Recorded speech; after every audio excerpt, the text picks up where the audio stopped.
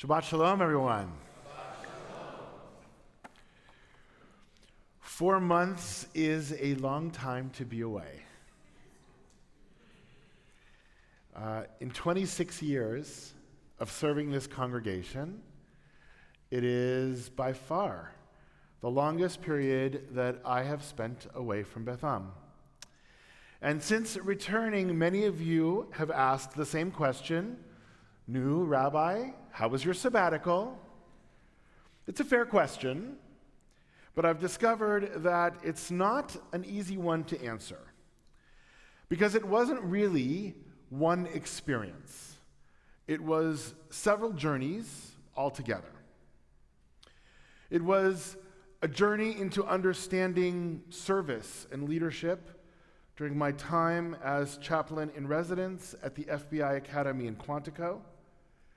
It was a journey into Jewish memory through my research in Prague and Rodnice, a journey into Jewish renewal through teaching and learning with the Jewish community in Budapest, and perhaps most importantly, it became a journey that deepened my appreciation of the community that we have here and the sacred work that we all do together.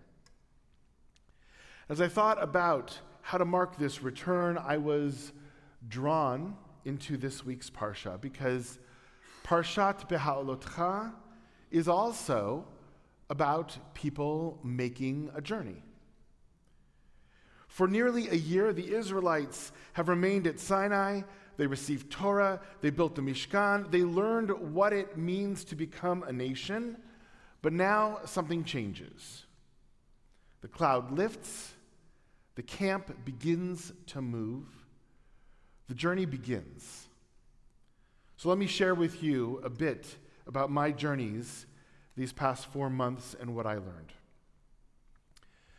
As chaplain in residence at the FBI Academy in Quantico, I spent time with men and women preparing for lives of extraordinary responsibility. My job was threefold when I got there. I was on call 24/7 for counseling, because this is, first and foremost, especially for those training to be agents, a boot camp. They were going through each and every day exams, evaluations, knowing that if they didn't pass them, or at least enough of them, their career was over and they would be sent home. The stakes were very high. And so I was there for those who needed to talk. I was also there to provide a spiritual framework, a formal spiritual framework, through non-denominational services once each week that I was there. That was an experience. Not that it was difficult for me to create a non-denominational service, but the way that I define non-denominational and the way that others define non-denominational are actually a little bit different. And I was the only Jew in the room for the non-denominational service. And so here's the rabbi doing a non-denominational service for a number of Christians. It was enlightening. It was actually really quite nice. We learned together. We studied together. I asked some of my other chaplains, just so you know, there are 138 chaplains in the FBI nationwide. There are about, I think, 14 that are rabbis of different denominations throughout the country. So I called up a number of my colleagues who have been there before, and I said, so what did you do? What do you like? What do they like? And they like music. They like hymns.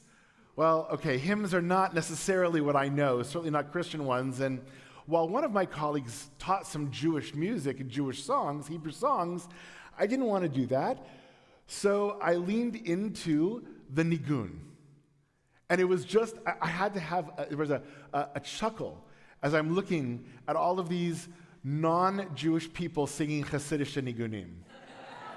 It was just awesome. And I called up F, and I'm like, okay, like sing me some of the nigunim that we normally do. And I was able to do that. It was really wonderful. We started and ended each service with just some music, and it set the tone so well. So I did that twice. And then the main thing that I was there for, in terms of the visual of having a chaplain there, was I was there to do the invocations and benedictions at graduations and at ceremonies.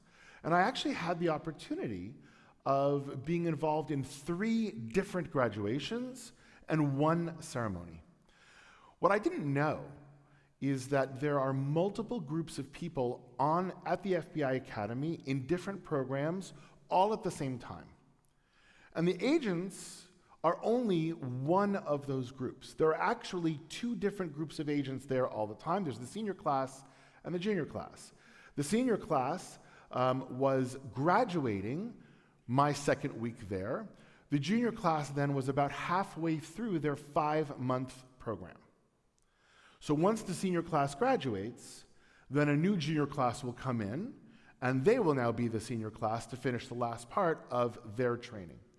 So I got to know them over the course of the 2 weeks, the different classes, and I was able to be there for the graduating senior class of the cadets. There was about 190 of them that graduated. Some of them actually are here in San Diego. 2 of them are here in San Diego. But there are other groups that are there as well.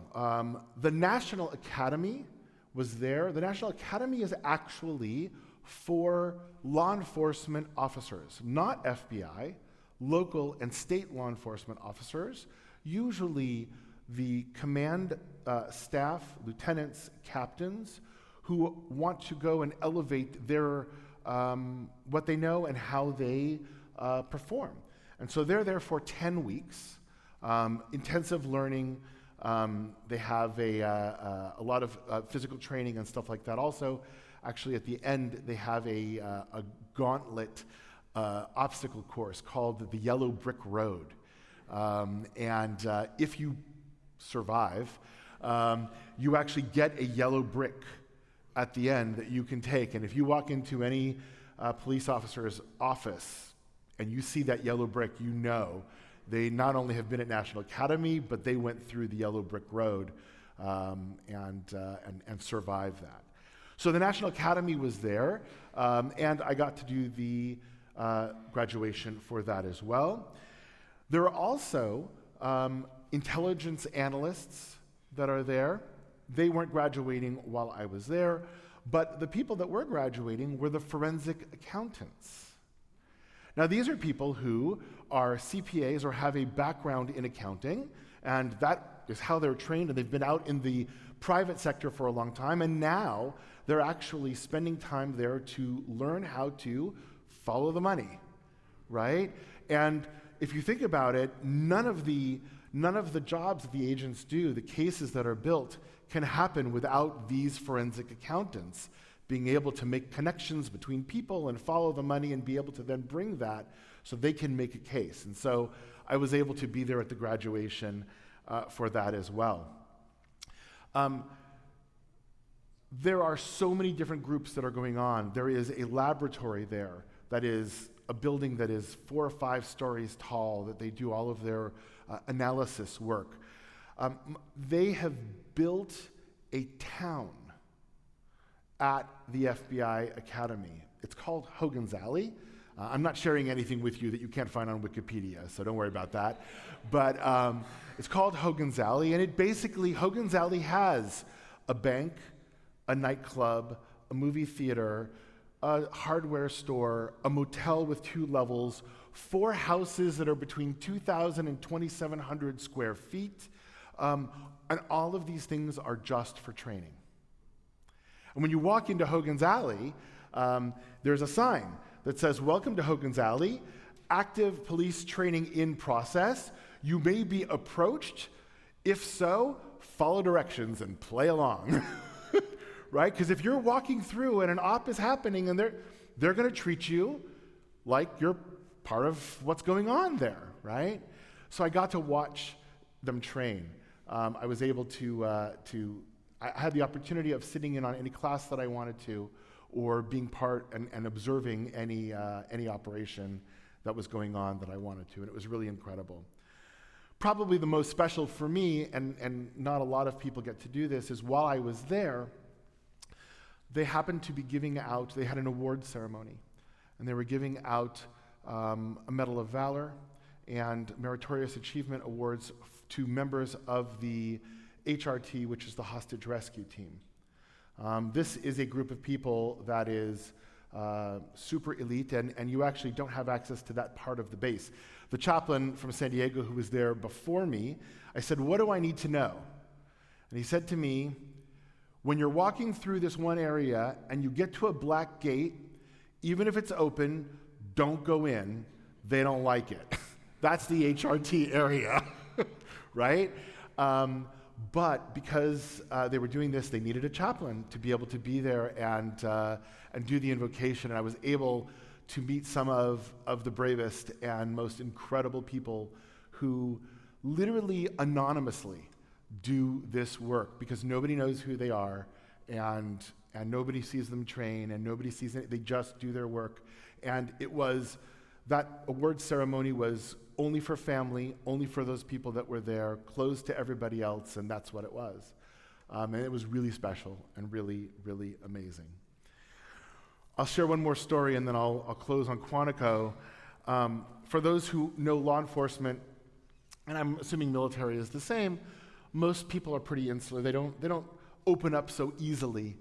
And one of the most interesting things to me was the first student who came up to me, because I was there, I wore a kippah all the time, I was very clear who I was. The first student who came up to me was a young Muslim woman in a headscarf, and she came up to me and she said, "You're the chaplain, right?" I said, "Yeah." She said, "Would you happen to know where there was a place that I could pray?" Because I was there during Ramadan. And I said, "Well, actually, yes. There's actually a room at the FBI Academy that is set aside for, and it's in the educational building, so it's not far from where they're taking their classes, where there are prayer rugs, Qurans, and Sidurim for those people who need to pray at certain times of the day." And I was able to show that to her, and it was really this amazing moment of coming together, and especially in the world that's out there, of being able to do that.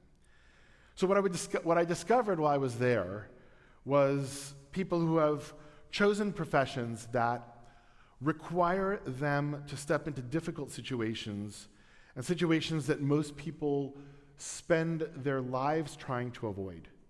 These are people entrusted with protecting others, people carrying burdens that are often invisible to everyone else around them.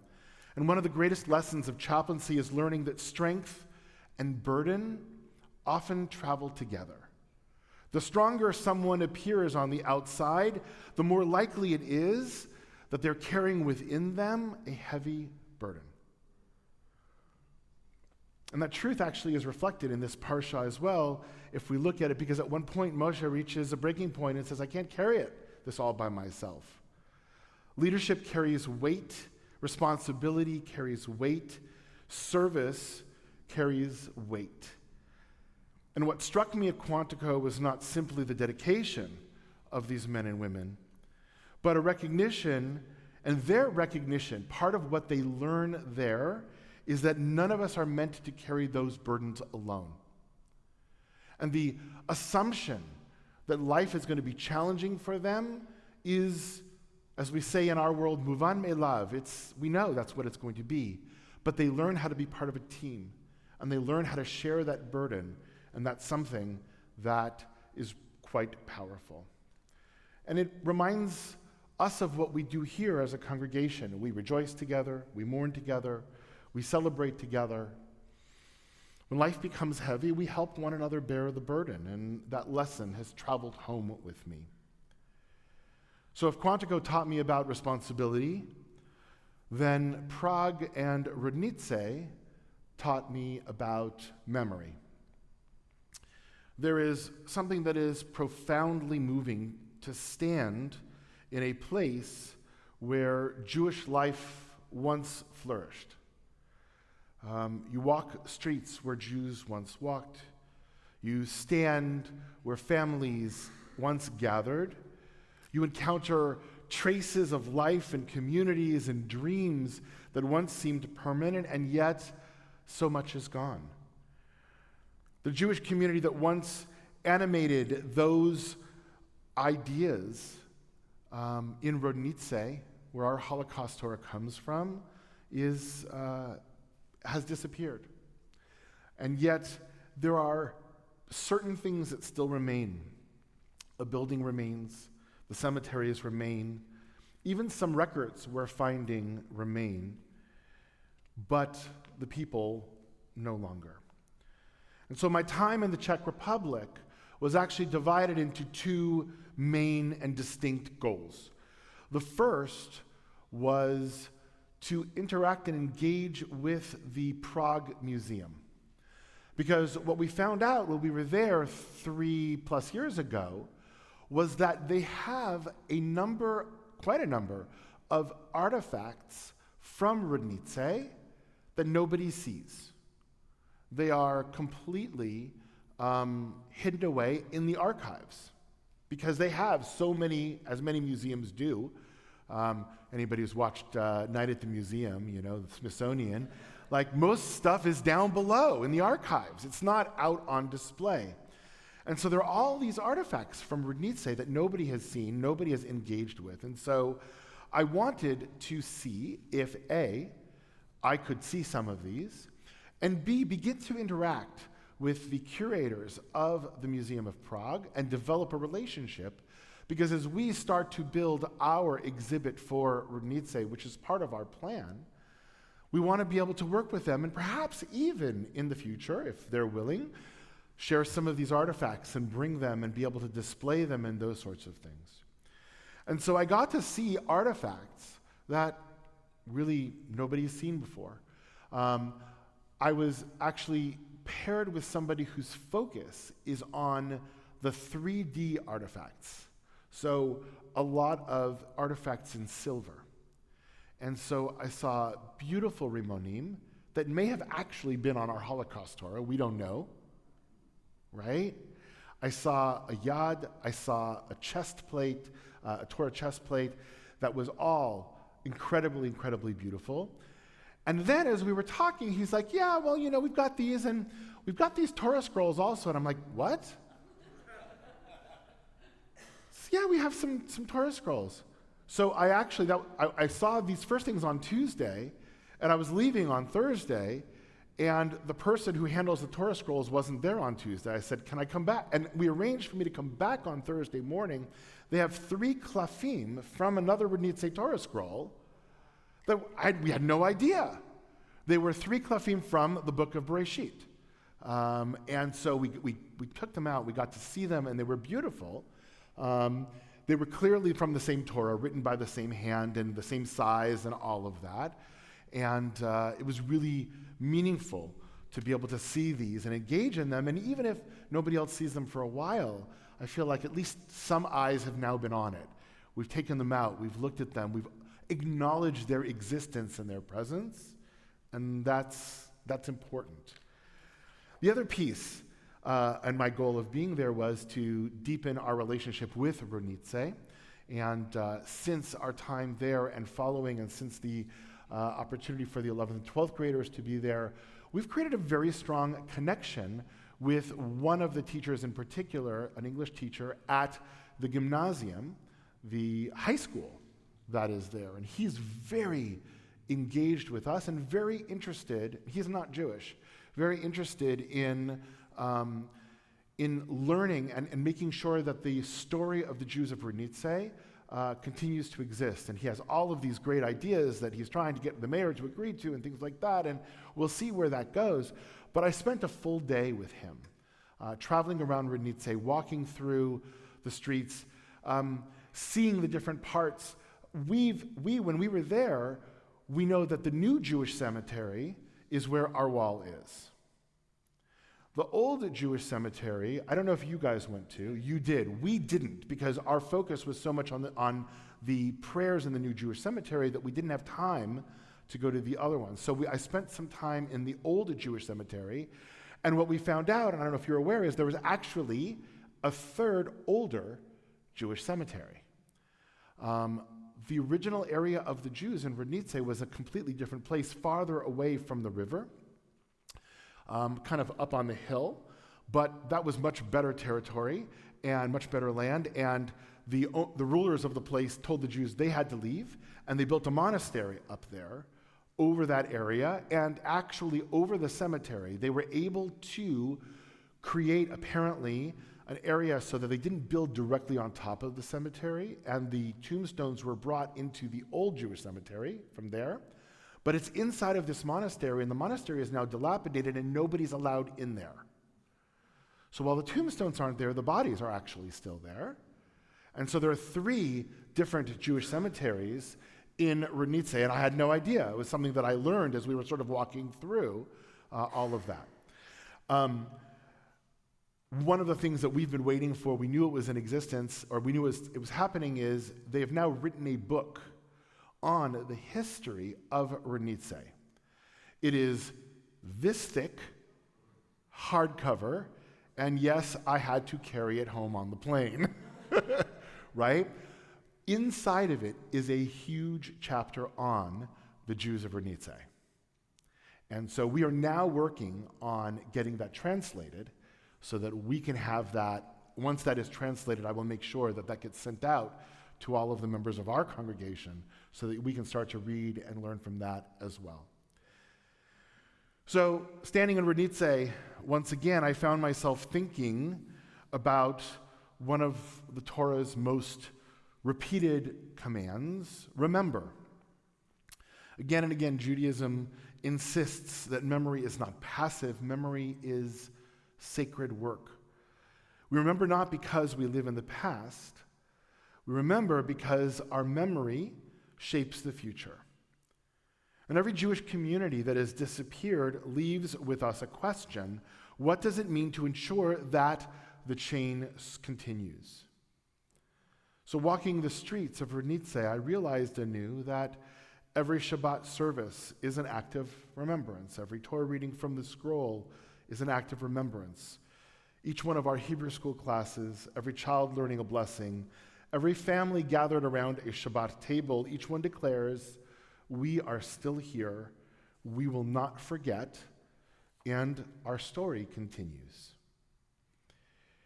And then, after a very brief respite in Vienna, because I was going by train and I might as well stop there because I was going through it anyway, was Budapest. So if Rodnice represented what was lost, Budapest represents what can be renewed. Because there I encountered Jews rediscovering Judaism. There are many Jews there that all of a sudden, for lots of different reasons, have decided to engage with their Judaism. Some of them have grown up with very little Jewish education. Many are only beginning to ask questions about who they are and what Judaism might mean in their lives. There's some who have one parent or a grandparent who's Jewish and only found out on the deathbed of that grandparent that they have Judaism even in their past. And what I encountered there, everywhere I went, was curiosity, hunger, a yearning, and a desire to connect with a story larger than themselves. And the remarkable thing was the questions they were asking were not really fundamentally different than the questions we ask. What does it mean to be Jewish? How do I find meaning? How do I connect with God? How do I build a life of purpose? How do I belong? The language was different. The history is a little bit different. The circumstances were different, but the questions are the same. And so my time in Budapest was devoted to connecting with the communities there, to teaching, and to try to help them answer some of these questions. And so I actually taught in a number of different places while I was there. I gave them a list of 5 different topics that I'd be willing to teach about, and each of these different communities picked one of these topics, and that in itself was a little bit instructional. So I started with the JCC itself. For those who are unfamiliar, the JCC in Budapest is really a vibrant community. Marcel was actually here speaking while I was gone. I wasn't in Budapest yet, but I was on sabbatical, and Marcel was here speaking. He is the executive director of the JCC, and I had an opportunity to sit and learn some Torah with his staff, and that was really, really amazing. Probably the 3 hours that were most poignant and incredible was I met with the madrichim, so 17 was the youngest, 24 was the oldest, for the Hashomer Hatzair group. Hashomer Hatzair is a youth group. For those who are unfamiliar with that in history, they are politically very, very left.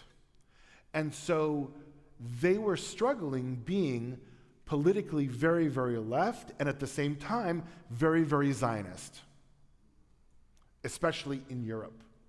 And we spent 3 hours together in a great deal of angst, kind of walking through some of these questions of what does it mean to live by these seemingly conflicting values, and how do we do that, and expectations and dismissal by other parts of the community because of political values. I got a chance to meet with the new director and get a tour of the Lauder School, Estee Lauder, right? Lauder School. It is a non-denominational day school, much like our San Diego Jewish Academy, with 900 students, K through 12. Big school. It was really quite incredible. Walking through, looking at the school, there were some things that I looked at, I'm like, wow, this is really impressive. And sometimes I'm like, oh yeah, these are teenagers, I recognize that, right? I mean, there are some things that are the same and some things that are different. And then I had the opportunity to teach and learn in different communities and daven over Shabbat. So Friday night, Saturday morning, Saturday night, I was in 3 different communities. So Friday night I davened with progressive in Budapest is Reform. There really isn't a Masorti conservative community in Budapest. We'll talk about what there is in a moment. But so the progressive community, the first Reform congregation, I was there on Friday night. And frankly, it was very much like a Reform congregation here. They used a lot of Debbie Friedman. They used a lot of those types of songs that the Reform movement did. I mean, obviously their language that they were speaking in was Hungarian, but other than that, it felt like any other community that I would walk into, and in that way was actually quite comfortable. And I spoke and taught that night, and it was a challenge. For rabbis, we like to get on a roll, we like to kind of let our thoughts go, but my words were being translated every 3 sentences. So I would speak and then Hungarian. And then the rabbi, of course, because he was another rabbi who was translating it, I would speak for 30 seconds, and he would speak for 2 minutes, 3 minutes. And I'm like, he's definitely saying more than I said. He's adding his own color to all of this. So that was Friday night, and Saturday morning was really special for me. I had the opportunity to daven in the Dahani Street Synagogue, which is a beautiful synagogue. For anybody who's been in New York and knows Central Synagogue, it is actually based on that synagogue in Budapest. Gorgeous, gorgeous building. And the Dahani Street Synagogue represents a movement in Hungary that really doesn't exist anywhere else. It is called Neolog. And Neolog is somewhere in between conservative and modern Orthodox, right? So I walk in to the services. I had to obviously let them know in advance so they knew who I was. I walk in, and it looks like and feels like an Orthodox synagogue. There are sort of 3 sections, right? The middle section is a little bit larger, 2 sections on the side. The men were in the middle. The women were separated onto the sides. But there was no physical mechitza. It was just the aisle that separated them. So they were sitting in different places without a visible barrier in between. The people that were up there davening, the chazan, everybody was male. They were not using a microphone. All of these things I expected.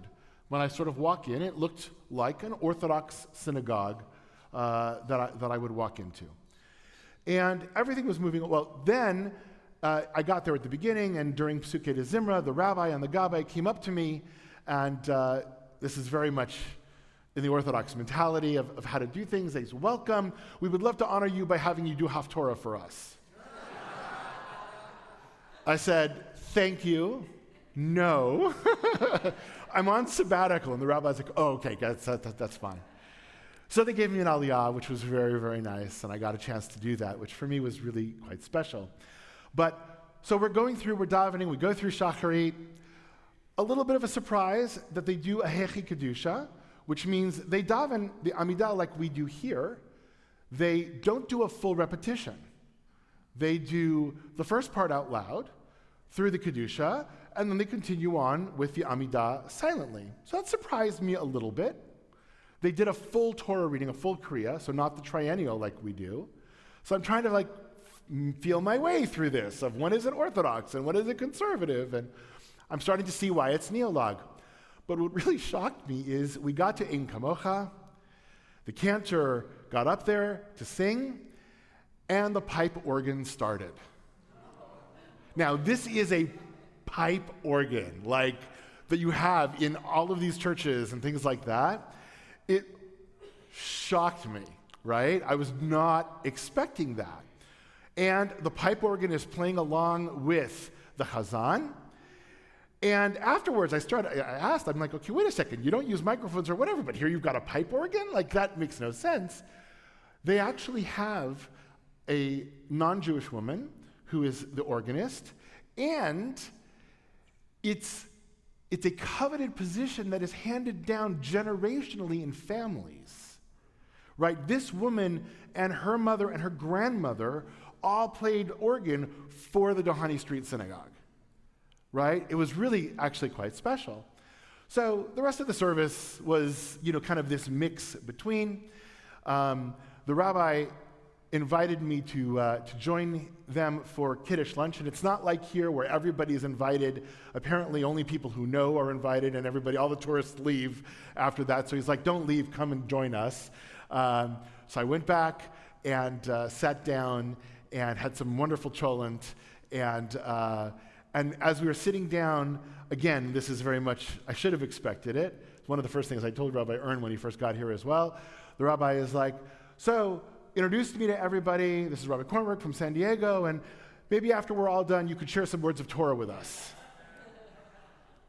Got it.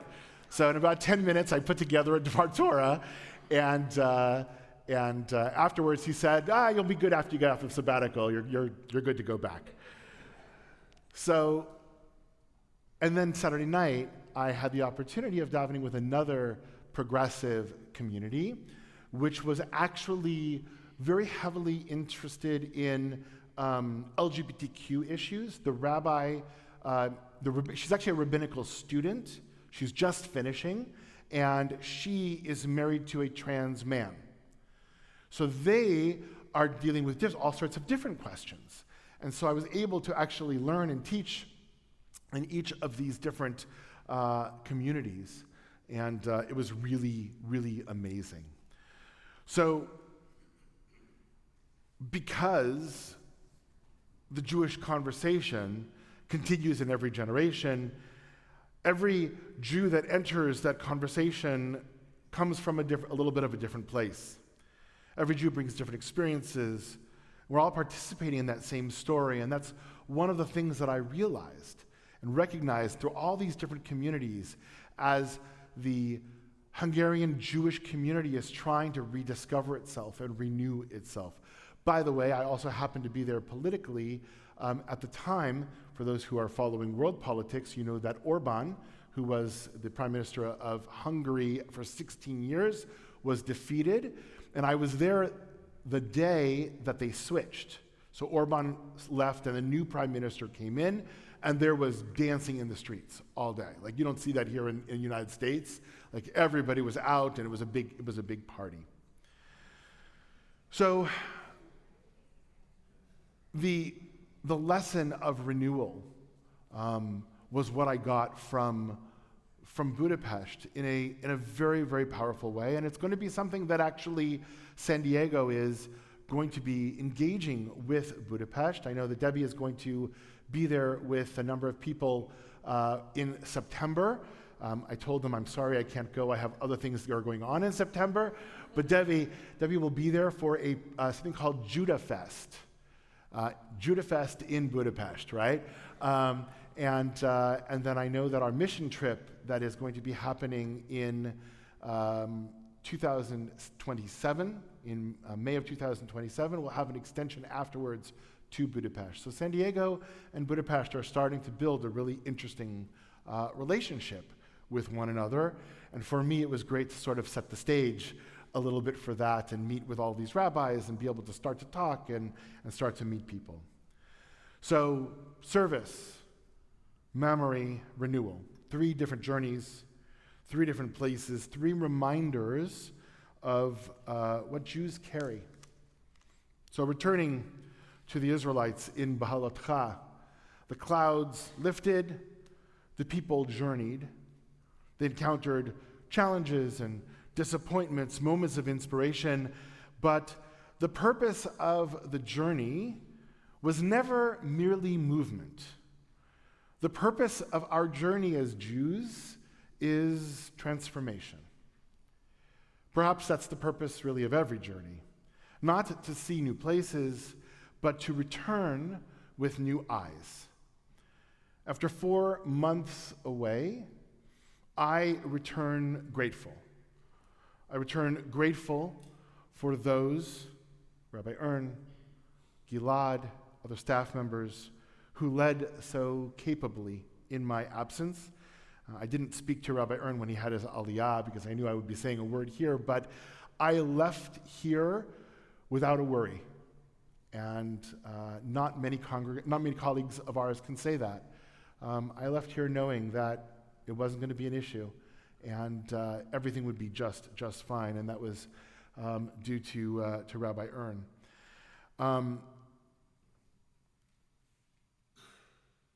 Hold on, I just lost my place. Got it. I'm talking about gratitude. Grateful for those people who led in my absence. Grateful for the privilege of serving this congregation. Grateful that after all of these years, Beth A remains a place where Jewish memory is preserved, Jewish souls are nurtured, Jewish journeys continue. We teach and encourage Jewish service and Jewish leadership. And perhaps that is, in fact, the blessings of B'ha A. When the cloud lifts, we travel, we learn, we change, and then carrying those lessons, we come home. And it is a pleasure to be home. Shabbat Shalom.